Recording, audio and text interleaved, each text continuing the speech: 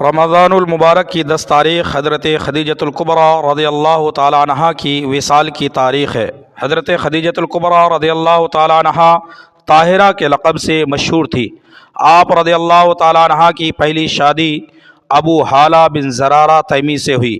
ابو حالہ کے انتقال کے بعد آپ رضی اللہ تعالیٰ عنہ کی دوسری شادی عتیق بن عائد مخزومی سے ہوئی۔ پھر عتیق کے انتقال کے بعد حضور نبی اکرم صلی اللہ تعالیٰ علیہ وسلم کی زوجہ مطہرہ بننے کا شرف حاصل ہوا۔ حضور نبی اکرم صلی اللہ تعالیٰ علیہ وسلم کی تمام اولاد پاک سوائے حضرت ابراہیم کے حضرت خدیجۃ الکبریٰ رضی اللہ تعالیٰ عنہ کے بطن مبارک سے ہوئی۔ الحمدللہ اس کے بعد جب تک حضرت خدیجۃ الکبریٰ رضی اللہ تعالی عنہا حضور نبی اکرم صلی اللہ تعالیٰ علیہ وسلم کے نکاح میں رہی تو آپ صلی اللہ تعالیٰ علیہ وسلم نے دوسری شادی نہیں فرمائی۔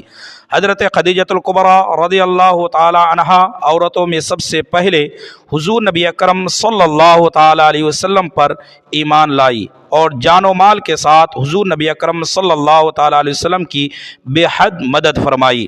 حضرت خدیجۃ الکبریٰ رضی اللہ تعالیٰ عنہا کے لیے حضرت جبریل امی جنت میں موتیوں کے محل کی بشارت سنائی اور اللہ تعالیٰ کی طرف سے سلام پہنچایا۔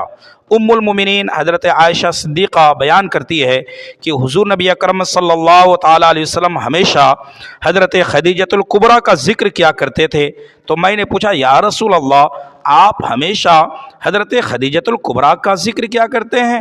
تو حضور نبی اکرم صلی اللہ تعالیٰ علیہ وسلم نے ارشاد فرمایا تھا، اے عائشہ میں اس خدیجہ کا ذکر کیوں نہ کروں جس وقت مکہ کے تمام لوگوں نے میرا انکار کیا تھا تو حضرت خدیجہ نے اس وقت میرا اقرار کیا تھا۔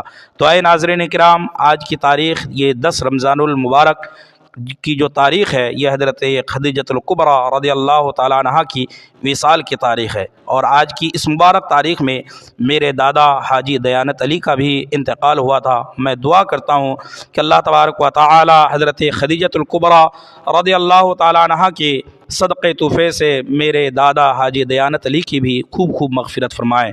آمین ثم آمین۔ السلام علیکم۔